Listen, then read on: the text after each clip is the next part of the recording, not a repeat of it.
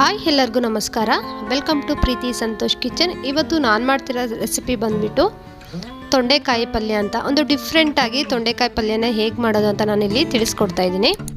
ತುಂಬ ಈಸಿಯಾಗಿ ಹಾಗೂ ಸಿಂಪಲ್ಲಾಗಿ ಹೇಗೆ ಮಾಡ್ತೀನಿ ನೋಡ್ಕೊಂಡು ಬರೋಣ. ನಾನು ಅರ್ಧ kg ಎಳೆ ತೊಂಡೆಕಾಯಿನ ಉದ್ದಾಗಿ ಈ ಥರ ಹೆಚ್ಚಿಟ್ಕೊಂಡಿದ್ದೀನಿ. ಸುಮಾರು ಒಂದು ತೊಂಡೆಕಾಯಲ್ಲಿ 4 ಭಾಗ ಆದರೆ ಸಾಕಾಗುತ್ತೆ. ಹಾಗೂ ರುಬ್ಬೋದಕ್ಕೆ ನಾನು ಮಸಾಲೆಗೆ ಪೀಸ್ ಮಾಡಿರೋಂಥ ತೆಂಗಿನಕಾಯಿನ ಅರ್ಧ ಬೌಲ್ ತೊಗೊಂಡಿದ್ದೀನಿ. 5 ರಿಂದ 6 ಖಾರದ ಮೆಣಸಿನ್ಕಾಯಿ, ಈರುಳ್ಳಿ ಒಗ್ಗರಣೆಗೆ ಯೂಸ್ ಮಾಡ್ತಾಯಿದ್ದೀನಿ. 1 ಗೆಡ್ಡೆ ಆಗೋಷ್ಟು ಬೆಳ್ಳುಳ್ಳಿನ ತೊಗೊಂಡಿದ್ದೀನಿ. ಹಾಗೂ 1 ಟೀ ಸ್ಪೂನಷ್ಟು ಜೀರಿಗೆನ ಸಹ ಯೂಸ್ ಮಾಡ್ತಾಯಿದ್ದೀನಿ. ಇದನ್ನು ಎಷ್ಟನ್ನು ನಾವು ರುಬ್ಕೋಬೇಕಾಗುತ್ತೆ. ಒಂದು ಮಿಕ್ಸಿ ಜಾರ್ಗೆ ತೆಂಗಿನಕಾಯಿ, ಮೆಣಸಿನ್ಕಾಯಿ, ಬೆಳ್ಳುಳ್ಳಿ, ಇದಕ್ಕೆ 1 ಸ್ಪೂನಷ್ಟು ಜೀರಿಗೆನ ಸೇರಿಸ್ಕೊಳ್ತೀನಿ. ಹಾಗೂ ಇದಕ್ಕೆ ನಾನು ಸ್ವಲ್ಪ ಕಲ್ಲುಪ್ಪನ್ನ ರುಚಿಗೆ ತಕ್ಕಷ್ಟು ಹಾಕ್ಕೊಂಡು ನೀರನ್ನ ಸೇರಿಸ್ಕೋಬಾರ್ದು. ಹಾಗೆಯೇ ಇದನ್ನು ಡ್ರೈ ಆಗಿ ನಾವು ರುಬ್ಕೋಬೇಕಾಗುತ್ತೆ. ನುಣ್ಣಗೆ ಪೇಸ್ಟ್ ಆಗಬೇಕು ಅನ್ನೋದೇನಿಲ್ಲ, ಡ್ರೈ ಥರ ರುಬ್ಕೊಂಡ್ರೆ ಸಾಕಾಗುತ್ತೆ. ಈ ಕಡೆ ಒಗ್ಗರಣೆಗೆ ರೆಡಿ ಮಾಡ್ಕೊಳ್ತೀನಿ. 2 ರಿಂದ 3 ಟೇಬಲ್ ಸ್ಪೂನಷ್ಟು ಆಯಿಲ್ನ ಹಾಕ್ಕೊಳ್ತೀನಿ. ಆಯಿಲೆಲ್ಲ ಚೆನ್ನಾಗಿ ಬಿಸಿ ಆದಮೇಲೆ ಸಾಸಿವೆನ ಸಿಡಿಸ್ಕೋಬೇಕು. ಸಾಸಿವೆ ಎಲ್ಲ ಚಟಪಟ ಅಂತ ಸಿಡ್ದಾದ್ಮೇಲೆ ನಾವು ಈರುಳ್ಳಿನ ಹಾಕ್ಕೊಂಡು ಸ್ವಲ್ಪ ಈರುಳ್ಳಿ ಎಲ್ಲ ಕೆಂಪಾಗೋವಷ್ಟು ನಾನು ಫ್ರೈ ಮಾಡ್ಕೊಳ್ತೀನಿ. ಅದಕ್ಕೆ 1/4 ಟೀ ಸ್ಪೂನಷ್ಟು ಅರಿಶಿನ ಹಾಕ್ಕೊಂಡು ಫ್ರೈ ಮಾಡ್ಕೊಳ್ತೀನಿ. ಸ್ವಲ್ಪ ಈರುಳ್ಳಿ ಎಲ್ಲ ಫ್ರೈ ಆದಮೇಲೆ ಕಟ್ ಮಾಡಿ ಇಟ್ಕೊಂಡಿರೋ ಅಂಥ ತೊಂಡೆಕಾಯಿನ ಸೇರಿಸ್ಕೊಳ್ತೀನಿ. ಅಷ್ಟನ್ನು ಚೆನ್ನಾಗಿ ಮಿಕ್ಸ್ ಮಾಡ್ಕೊಳ್ತೀನಿ.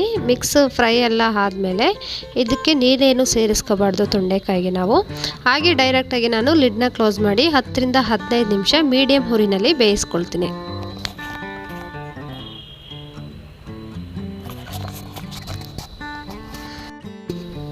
ಲಿಡ್ ಓಪನ್ ಮಾಡ್ಕೊಳ್ತೀನಿ. ಇಲ್ಲಿ ಸಾಫ್ಟಾಗಿ ತೊಂಡೆಕಾಯಿ ಬೆಂದಿದೆ. ಬೆಂದಿರೋ ಅಂಥ ತೊಂಡೆಕಾಯಿಗೆ ನಾನು ರುಬ್ಬಿದಂಥ ಮಸಾಲೆನ ಸೇರಿಸ್ಕೊಳ್ತೀನಿ.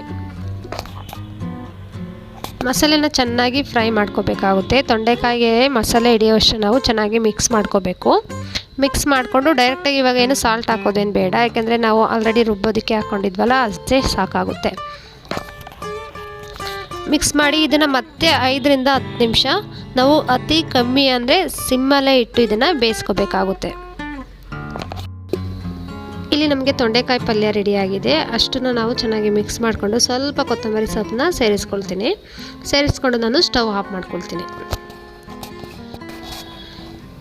ಇದನ್ನು ನಾನು ಸರ್ವ್ ಮಾಡ್ಕೊಂಡಿದ್ದೀನಿ. ಇದನ್ನು ನೀವು ಚಪಾತಿ, ದೋಸೆ ಅಥವಾ ಅನ್ನಕ್ಕೆ ಸೈಡ್ ಡಿಶ್ ಆಗಿ ಆದರೂ ನಾವು ಯೂಸ್ ಮಾಡ್ಕೋಬೋದು.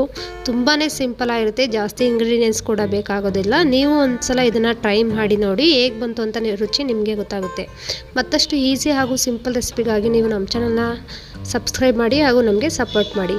Thank you for watching.